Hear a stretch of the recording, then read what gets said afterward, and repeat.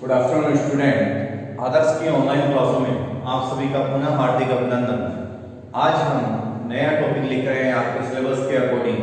आपके जो सिलेबस के अंदर आगे जो टॉपिक दिए हुए हैं वो दिया हुआ आर्द्रता का, उसके बाद वाष्पीकरण का, उसके बाद संघनन का।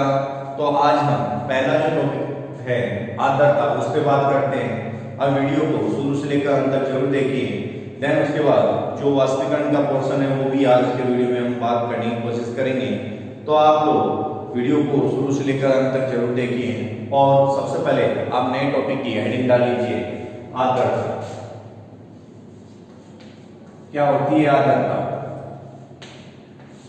आर्द्रता हेडिंग डाल लीजिए सबसे पहले आर्द्रता। देखिए वायुमंडल में मौजूद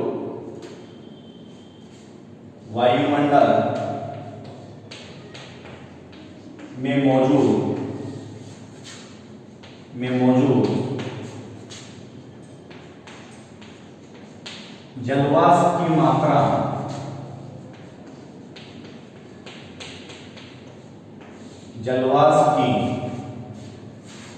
मात्रा को आर्द्रता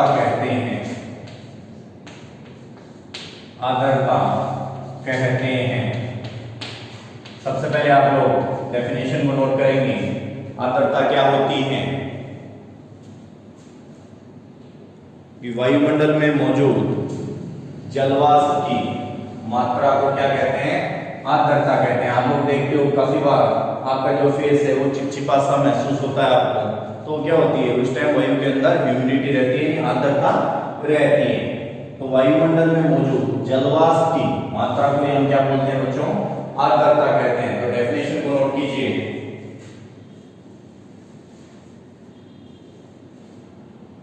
आगे लिखिए, वायुमंडल में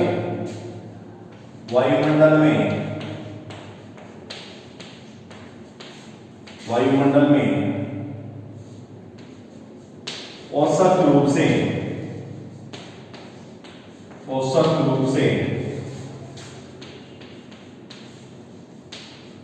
2%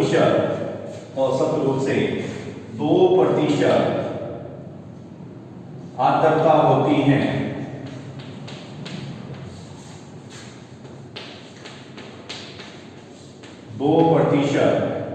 आर्द्रता होती है या पाई जाती है हवा में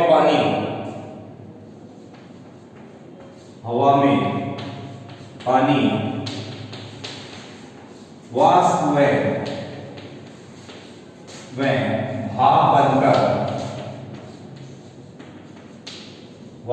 में भाप बनकर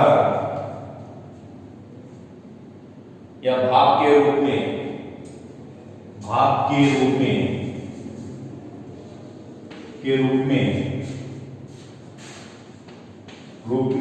रहता है। भाप के रूप में रहता है।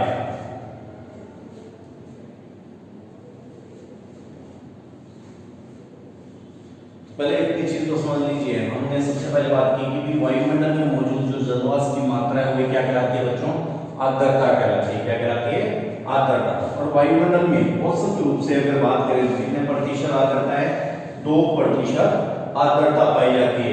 हवा में पानी वाष्प व भाप के रूप में रहता है। हवा में जो पानी होता है वो पानी किसके रूप में होता है? या तो वाष्प के रूप में रहेगा या फिर भाप के रूप के अंदर रहेगा। तो नोट कर लीजिए। उसके बाद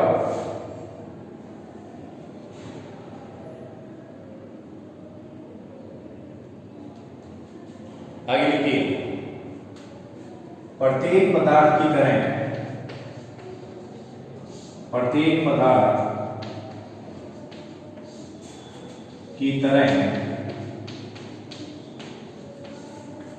जल भी 3 अवस्थाएं रखता है।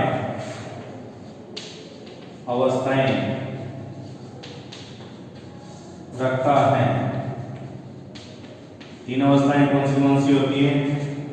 ठोस, द्रव्य व गैस। कौन सी तीन अवस्थाएं रहता है? ठोस, द्रव्य व गैस। जल्दी से नोट कीजिए बच्चों,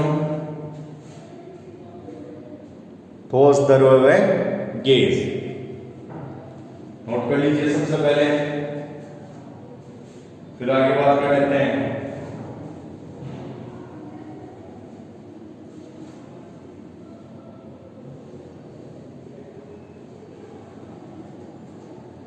अभी तक जो बात की है वो हमने डेफिनेशन भी की है, कितने प्रतिशत पर आर्द्रता पाई जाती है उसी की बात की है। डेफिनेशन के अंदर हमने बात की है कि भाई छोटा क्वेश्चन पूछ लिया जाता है, what is humidity, what is आर्द्रता, आर्द्रता क्या होती है। तो ये क्वेश्चन पूछा गया है और पूछा जा भी सकता है। तो आपको एक सिंपल सी डेफिनेशन देनी है कि भाई वायुमंडल यानी हमारे चारों तरफ का आवरण क्या कहलाता है? वायुमंडल कहलाता है। वायुमंडल में मौजूद जलवाष्प की मात्रा को ही हम क्या बोलते हैं? आर्द्रता बोलते हैं। क्लियर है? जलवाष्प की मात्रा को क्या बोलते हैं? आर्द्रता बोलते हैं। इतनी चीज क्लियर हुई बच्चों? ये लो, जलवाष्प की मात्रा को क्या बोलते हैं? आर्द्रता बोलते हैं। वायुमंडल में औसत रूप से 2% आर्द्रता होती है। वायुमंडल में कितने प्रतिशत आर्द्रता होती है? 2% आर्द्रता होती है। हवा में पानी वाष्प व भाप के रूप में रहता है। किसके रूप में रहता है? वाष्प व भाप के रूप में रहता है। और प्रत्येक पदार्थ की तरह जल भी 3 अवस्थाएं रखता है, और वो तीनों अवस्थाएं आप सभी को पता है कौन सी होती है? ठोस अवस्था, द्रव अवस्था और गैस अवस्था होती है। क्लियर? ठोस रूप में, आगे ये ठोस रूप में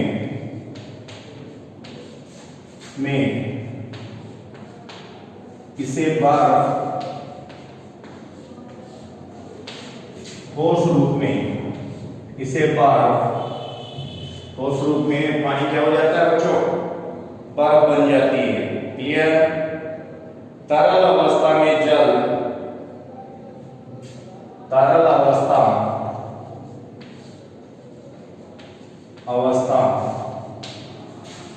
में जल तरल अवस्था में क्या कहलाता है? जल कहलाता है। तथा गैसीय अवस्था में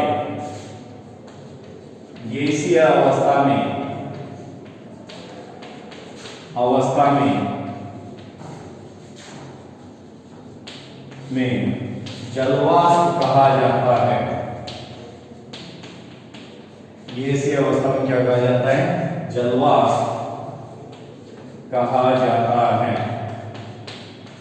3 अवस्थाएं होती हैं। ठोस अवस्था में इसे बर्फ कहते हैं, तरल अवस्था में इसे जल कहते हैं, और गैसीय अवस्था में इसे क्या कहते हैं? जलवाष्प कहते हैं। तो तीनों अवस्थाओं की बात अपनी की है। अलग अलग अवस्था में अलग अलग इसको नाम दिया जाता है। तो तीनों आप पहले नोट कर लीजिए, आगे फिर बढ़ते हैं। आगे लिखिए, वायुमंडल में जलवाष्प, वायुमंडल में जलवाष्प वाष्पीकरण द्वारा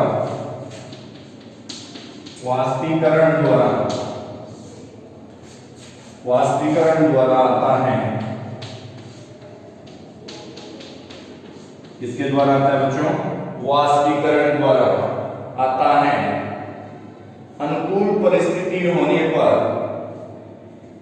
अनुकूल परिस्थिति होने पर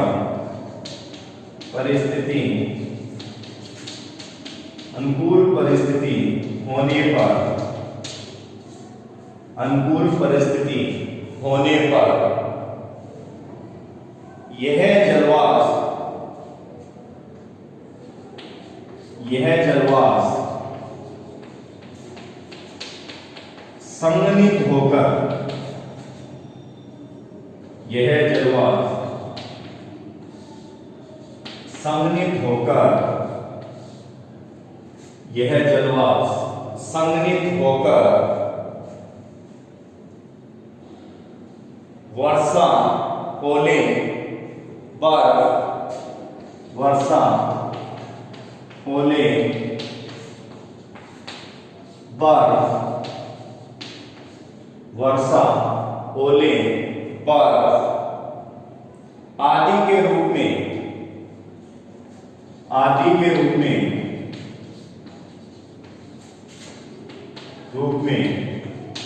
पृथ्वी पर गिरते हैं, पृथ्वी पर गिरते हैं, आदि के रूप में पृथ्वी पर गिरते हैं। नोट कीजिए कि वे तीन अवस्थाएं होती हैं, ठोस, द्रव और गैस। ठोस में इसे बर्फ, तरल अवस्था में इसे जल और गैसीय अवस्था में इसे जलवाष्प कहा जाता है। और वायुमंडल में जलवाष्प वाष्पीकरण द्वारा आता है। अनुकूल परिस्थिति होने पर यह जलवाष्प संघनित होकर वर्षा, ओले व बर्फ आदि के रूप में पृथ्वी पर गिरते हैं। तो जल्दी नोट कर लीजिए बच्चों, आज इन टॉपिक को कंप्लीट करना है, जल्दी नोट करते रहिए।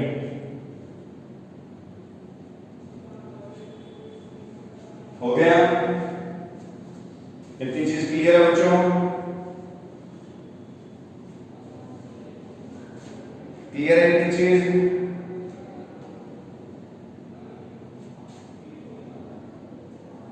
रफ कर रहा हूं बच्चों।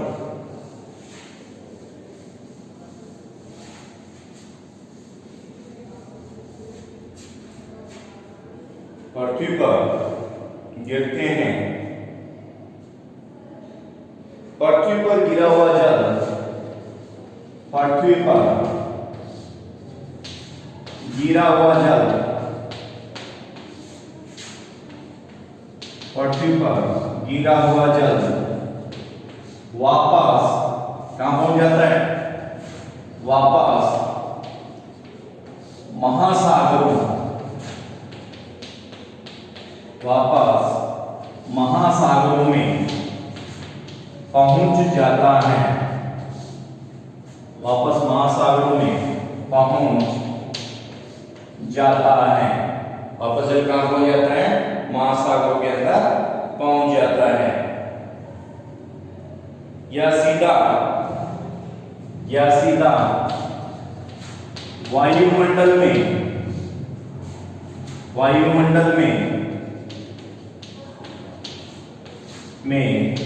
प्रवेश कर जाता है, में प्रवेश कर जाता है।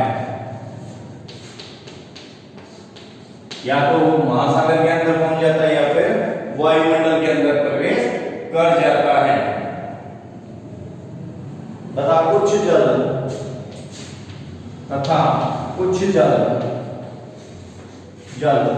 पेड़ पौधों द्वारा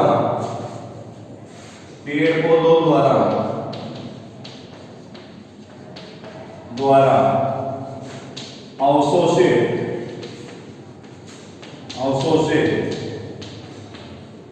कर लिया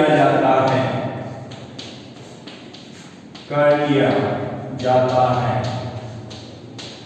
कुछ जल पेड़ पौधों के द्वारा अवशोषित कर लिया जाता है।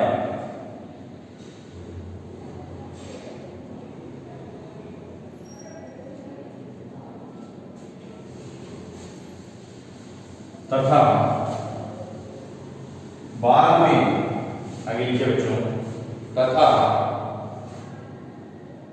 बाद में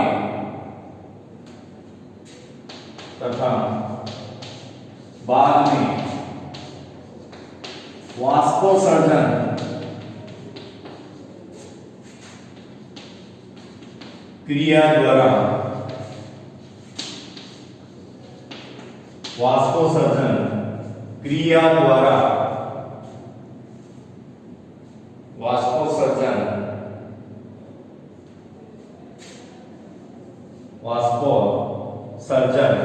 क्रिया द्वारा वाष्पोत्सर्जन क्रिया द्वारा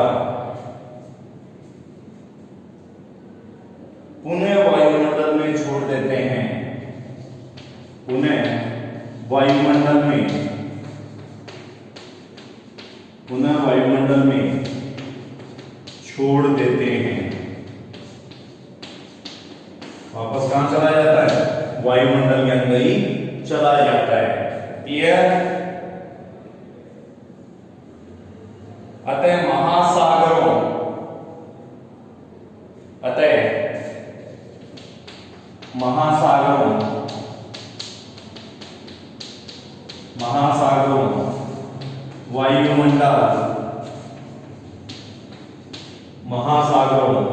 वायुमंडल तथा या वो महाद्वीपों के मध्य और महाद्वीपों के मध्य जल का आदान प्रदान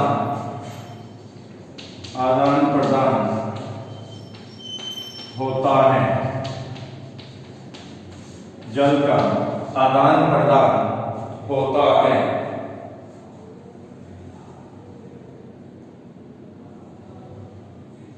किसके द्वारा होता है? वाष्पोत्सर्जन, वाष्पीकरण, संघनन और वर्षण के द्वारा। क्लियर? जल का नियंत्रण जो आदान प्रदान होता है वो वाष्पीकरण के द्वारा हो जाता है, संघनन के द्वारा हो जाता है, वर्षण के द्वारा हो जाता है और वाष्पीकरण वाष्पोत्सर्जन के द्वारा हो जाता है। तो इसी को दोबारा समझ लीजिए कि पृथ्वी पर गिरा हुआ जो जल होता है वो वापस घूम फिर कर कहां चला जाता है? महासागरों में पहुंच जाता है और सीधा वायुमंडल में प्रवेश कर जाता है तथा कुछ जल पेड़ पौधों द्वारा अवशोषित कर लिया जाता है तथा बाद में वाष्पोत्सर्जन की क्रिया के द्वारा पुनः वायुमंडल में छोड़ देते हैं। अतः महासागरों, वायुमंडल और महाद्वीपों के मध्य जल का क्या होने लगता है? आदान प्रदान वाष्पीकरण के द्वारा, वाष्पोत्सर्जन के द्वारा, संघनन के द्वारा, वर्षण के द्वारा होने लगता है। तो जल्दी से नोट कर लीजिए बच्चों, उसके बाद आगे की बात कर लेते हैं।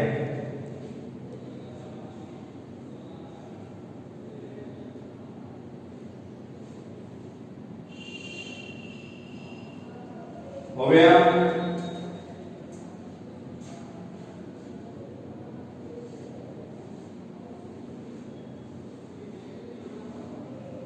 तो आगे इसकी कुछ अच्छी चीजें आ जाती हैं।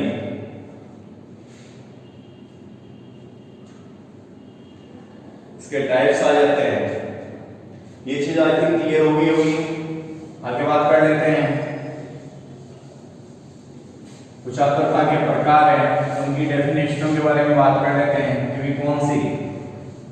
एक सापेक्ष आर्द्रता होती है, दूसरी निरपेक्ष आर्द्रता होती है। तो सबसे पहले निरपेक्ष आर्द्रता।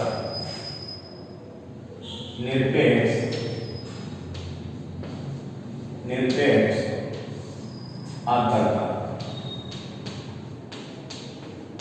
याद रखिए बच्चों, डेफिनेशन पूछ ली जाती है और बार बार बोल रहा हूं आपको, बहुत बार कंपटीशन में पूछी जा चुकी है। निरपेक्ष आर्द्रता यानी वायुमंडल में मौजूद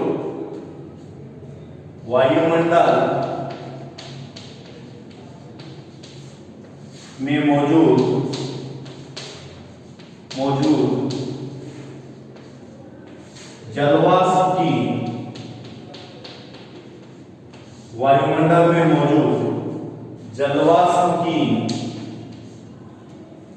वायुमंडल में मौजूद जलवाष्प की वास्तविक मात्रा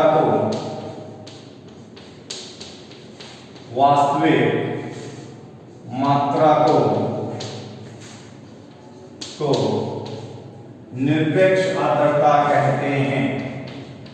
निरपेक्ष आर्द्रता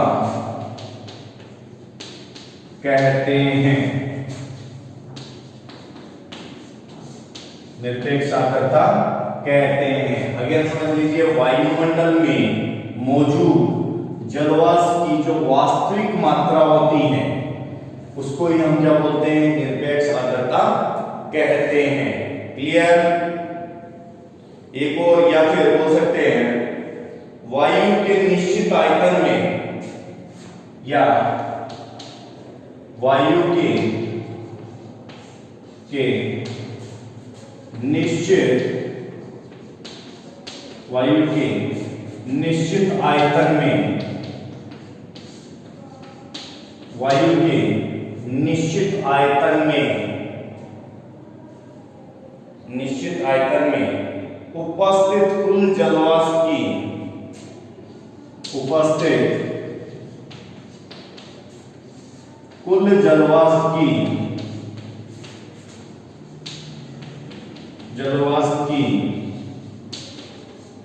वास्तविक मात्रा, कुल जलवाष्प की वास्तविक मात्रा,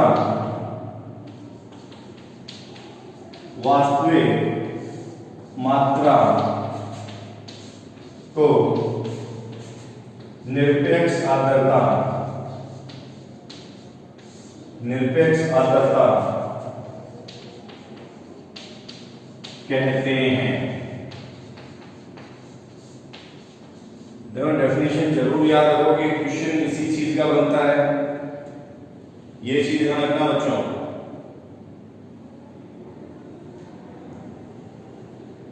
क्लियर है? देखो निरपेक्ष आर्द्रता दोबारा समझ लीजिए इस चीज को कि भाई वायुमंडल में मौजूद, वायुमंडल के अंदर जितनी मौजूद होती है जलवाष्प की जो वास्तविक मात्रा होती है, उस वास्तविक मात्रा को हम क्या बोलते हैं बच्चों? निरपेक्ष आर्द्रता बोलते हैं। वायुमंडल में मौजूद वास्तविक मात्रा किसकी? जलवाष्प की। किसकी बात कर रहे हैं? जलवाष्प की। वायुमंडल में मौजूद जलवाष्प की वास्तविक मात्रा को हम क्या बोलते हैं? निरपेक्ष आर्द्रता कहते हैं। या फिर एक डेफिनेशन और बोल सकते हैं कि वायु के निश्चित आयतन में, आयतन यानी वॉल्यूम, वायु के निश्चित आयतन में उपस्थित कुल जलवाष्प की वास्तविक मात्रा, अगर समझिए वायु के निश्चित आयतन में, निश्चित जो वॉल्यूम होती है उसमें उपस्थित कुल जलवाष्प की वास्तविक मात्रा को निरपेक्ष आर्द्रता कहते हैं। क्लियर?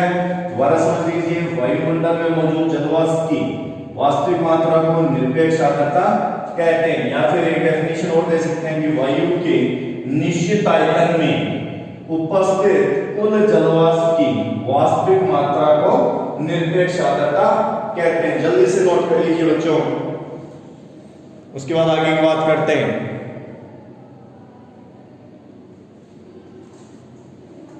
हो गया?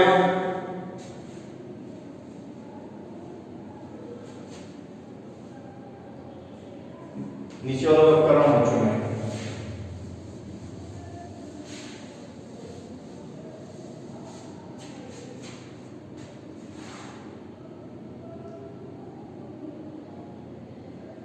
देखिए निरपेक्ष आर्द्रता, निरपेक्ष आर्द्रता, आर्द्रता पृथ्वी की सतह पर, पृथ्वी की सतह पर अलग होती हैं। पृथ्वी की सतह पर अलग अलग स्थान पर अलग अलग होती हैं। निरपेक्ष आर्द्रता की, निरपेक्ष आर्द्रता, निरपेक्ष आर्द्रता, निरपेक्ष आर्द्रता की मात्रा पर वर्षा की संभावना, वर्षा की संभावना रहती है, वर्षा की संभावना रहती है। नोट कीजिए इसको।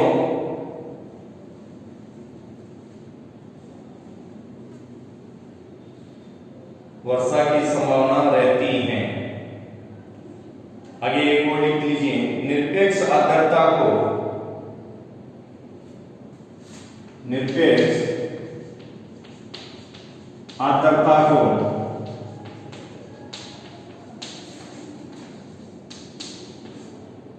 ग्राम प्रति घन मीटर ग्राम प्रति घन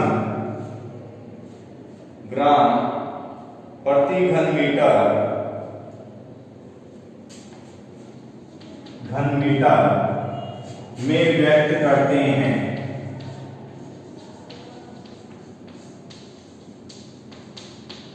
किसमें करते हैं बच्चों? आपको क्या होता है? ग्राम प्रति घन मीटर। याद रखना है ये चीज। निरपेक्ष आर्द्रता किसमें करते हैं? ग्राम प्रति घन मीटर के अंदर व्यक्त करते हैं। अगेन इस चीज समझ लीजिए कि वायुमंडल में मौजूद जलवाष्प की वास्तविक मात्रा को निरपेक्ष आर्द्रता कहते हैं। निरपेक्ष आर्द्रता पृथ्वी की सतह पर अलग अलग स्थानों पर अलग अलग होती है। निरपेक्ष आर्द्रता की मात्रा पर वर्षा की संभावना रहती है कि भाई जिस अकॉर्डिंग निरपेक्ष आर्द्रता है तो उसकी वर्षा की संभावना क्या कर देती है? बढ़ा देती है। और निरपेक्ष आर्द्रता को ग्राम प्रति घन मीटर, याद रखना है, ग्राम प्रति घन मीटर के अंदर व्यक्त किया जाता है। ग्राम प्रति घन मीटर के अंदर व्यक्त किया जाता है। ये चीज ध्यान रखनी है बच्चों, ठीक है।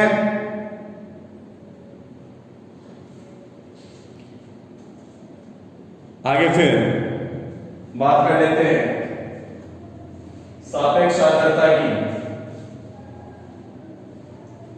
ये तो बात हुई निरपेक्ष आर्द्रता। अब बात करते हैं सापेक्ष आर्द्रता। इतना हो गया? निरपेक्ष आर्द्रता क्लियर हो गई आपके? जो आर्द्रता टॉपिक आज इस वीडियो में हम कंप्लीट करेंगे। क्या आर्द्रता होती है और आर्द्रता के कौन कौन सी आर्द्रता पाई जाती है? दो तरीके की प्रकार बोल सकते हो, टाइप ऑफ ह्यूमिडिटी बोल सकते हो, ठीक है। दूसरा सापेक्षिक आर्द्रता। सापेक्षिक आर्द्रता दूसरी हेडिंग डाल लीजिए, सापेक्षिक आर्द्रता। देखिए, किसी निश्चित तापक्रम पर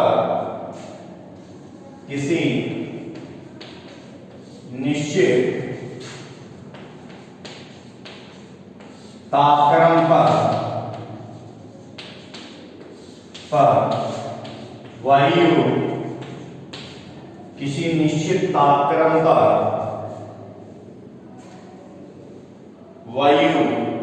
की आर्द्रता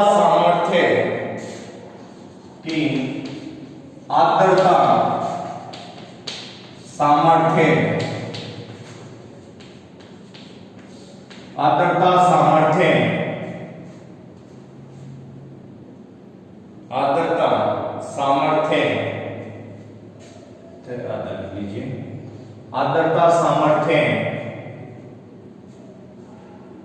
तथा उसमें मौजूद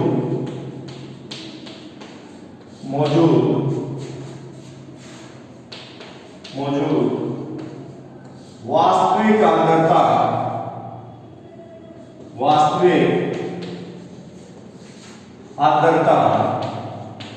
तथा उसमें मौजूद वास्तविक आर्द्रता की मात्रा के अनुपात को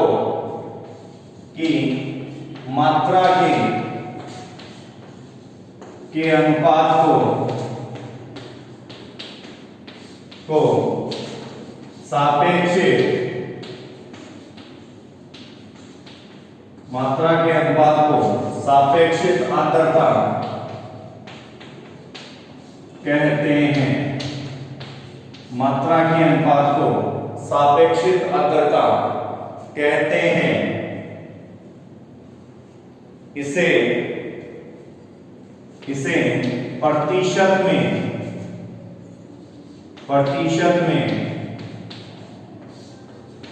व्यक्त किया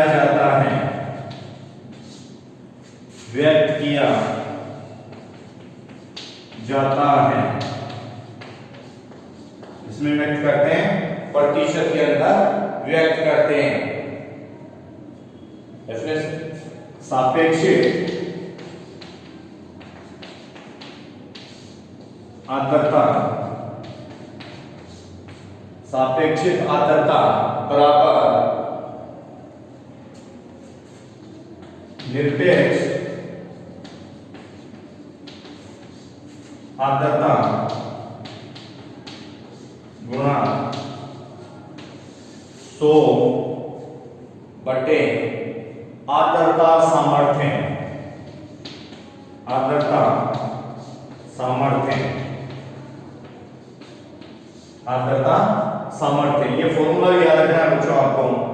सापेक्षिक आर्द्रता का फॉर्मूला क्या होता है कि निरपेक्ष आर्द्रता मल्टीप्लाई 100 बटे आर्द्रता सामर्थ्य।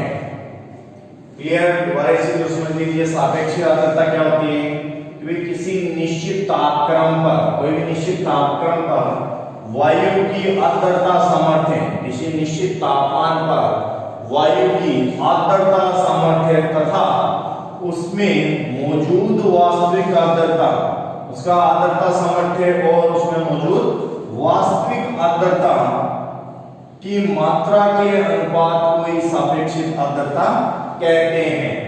अगेन समझिए, किसी निश्चित तापक्रम पर वायु की आर्द्रता सामर्थ्य तथा उसमें मौजूद वास्तविक आर्द्रता की मात्रा के अनुपात को ही सापेक्षिक आर्द्रता कहते हैं। इसे किसमें व्यक्त करते हैं? प्रतिशत में व्यक्त करते हैं। किसमें व्यक्त करते हैं? प्रतिशत में। आपको फॉर्मूला याद रखना है, सापेक्षिक आर्द्रता बराबर निरपेक्ष आर्द्रता गुणा 100 बटे आर्द्रता सामर्थ्य। तो नोट कर लीजिए बच्चों इसको भी, ताकि आपको किसी प्रकार की कोई प्रॉब्लम न हो। और आपको एक लाइन और याद रखनी है, वायुमंडलीय आर्द्रता का मापन हाइग्रोमीटर यंत्र द्वारा किया जाता है। किसके द्वारा किया जाता है? नाम नोट कर लीजिए, हाइग्रोमीटर, ताकि कोई छोटा क्वेश्चन है तो आपको किसी प्रकार की कोई प्रॉब्लम न हो। भाई वायुमंडलीय आर्द्रता का मापन हाइग्रोमीटर द्वारा किया जाता है। क्लियर? तो इसी के साथ अपना जो आर्द्रता का जो टॉपिक है वो टॉपिक कंप्लीट है। आप लोग प्रॉपर ढंग से अपने नोट्स बना सकते हो, किसी प्रकार की आई थिंक आपको कोई प्रॉब्लम न होगी। इसी के साथ धन्यवाद। दोबारा मिलेंगे नए वीडियो के साथ में। आप लोग इसी अकॉर्डिंग हमसे जुड़े रहिए और वीडियो को शेयर, लाइक, सब्सक्राइब जरूर कीजिए। इसी के साथ मैं मोहित वर्मा आप सबसे इजाजत चाहता हूँ।